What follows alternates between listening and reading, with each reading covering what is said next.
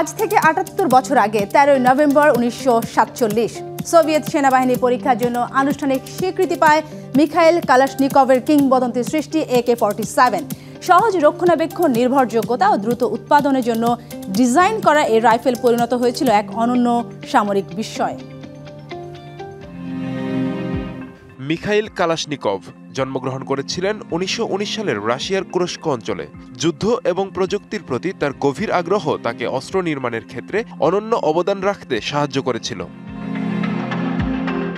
১৩ November ১৯৪৭-এ পরীক্ষার জন্য স্বীকৃতি পাওয়ার পর AK-47-কে ১৯৪৯ সালে আনুষ্ঠানিকভাবে সোভিয়েত সেনাবাহিনীতে যুক্ত করা হয়। এরপর এটি দ্রুত বিশ্বব্যাপী পরিচিত হয়ে ওঠে এবং বিভিন্ন দেশে সামরিক বাহিনীর ব্যবহৃত সবচেয়ে জনপ্রিয় রাইফেলগুলোর মধ্যে একটি হয়ে ওঠে।